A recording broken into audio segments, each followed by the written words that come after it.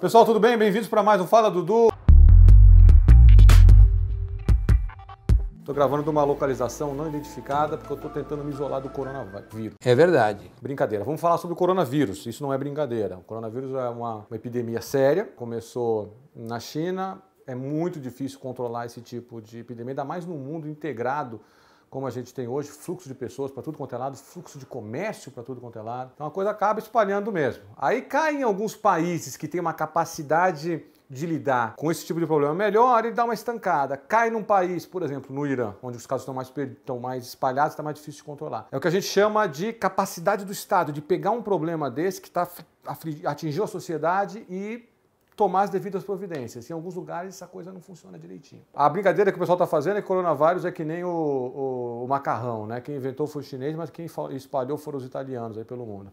Então entrou na Europa já a coisa também está num grau começando a ficar um pouco mais preocupante. Eu não vou dar uma de Drauzio Varela para falar muito do coronavírus, eu estou me empolgando demais aqui, mas eu vim falar sobre os impactos econômicos. É óbvio que em algum momento do tempo, né, a gente vai ter uma vacina para isso daí, que já estão trabalhando nisso, e que em algum momento do tempo a epidemia estanca, a gente não sabe exatamente quando. E esse não saber quando, ele traz um problema para a economia, que é a incerteza.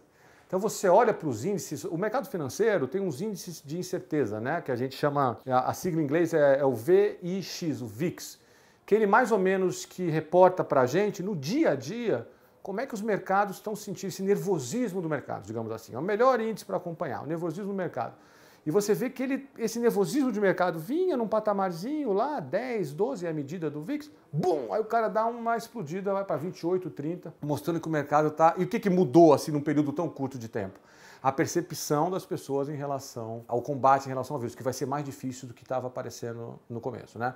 É um vírus que espalha muito rápido, ele é meio que parecido com a influenza, né, com aquela gripe forte e tal, que é perigoso principalmente para as pessoas mais idosas, mas o diferencial dele é que ele espalha muito fácil, espalha muito rápido. Então estão sendo tomadas medidas. Vamos analisar sobre o ponto de vista econômico. E tem trade-offs aqui. Lembra daquela aula que a gente gravou há muito tempo, um vídeo aula sobre trade-offs? Olha, se eu escolho ter mais de uma coisa, eu tenho que escolher um pouco ter menos da outra coisa. E a mesma coisa acontece, falei muitas coisas, né? O mesmo acontece quando você vai tratar uma questão como, por exemplo, uma epidemia. Se você fecha todas as fronteiras de uma maneira bem sólida, bem difícil, né? Fechar bastante, mas supõe no mundo ideal que você consiga fechar as fronteiras. O que acontece? Não tem mais fluxo de bens, não tem mais fluxo de pessoas, né?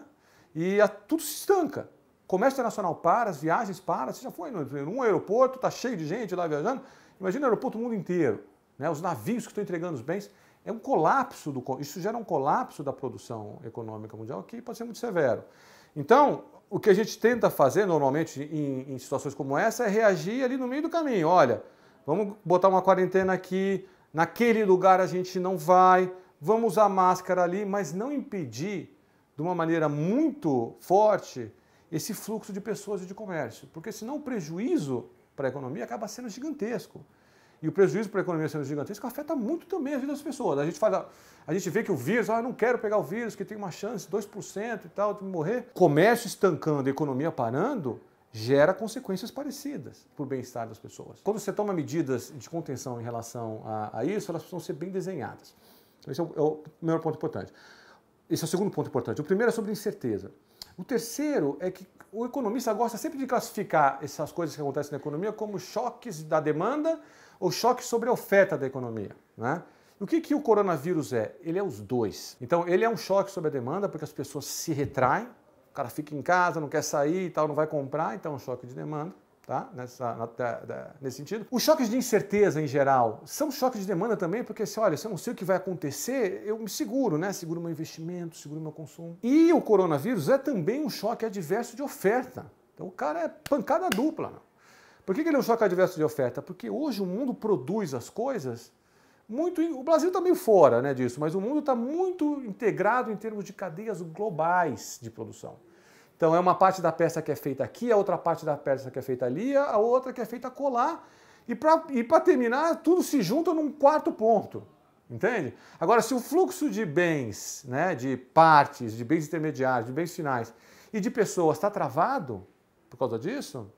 Aí você tem uma problema de oferta também. Não só eu não quero ir lá mais comprar um carro, eu quero ficar na minha casa me resguardando, como também o cara que produz o carro, a peça que estava vinda da China não veio, entendeu?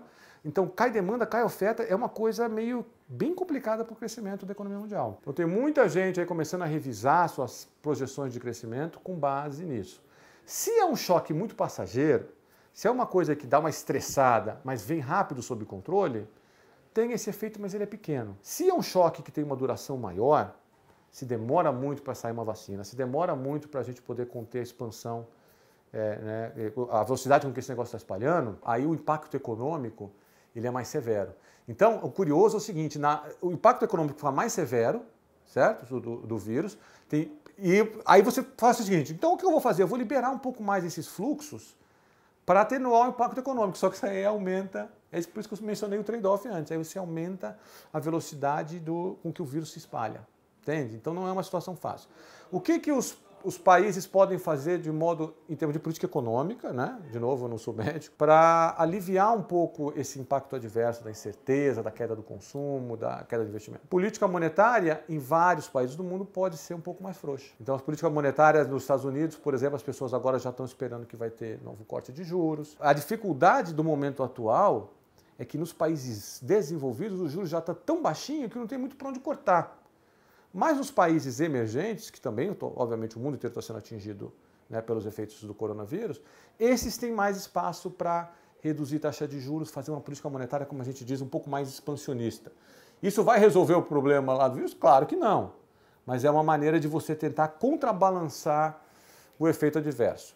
De qualquer modo, a gente está aí de olho no corona.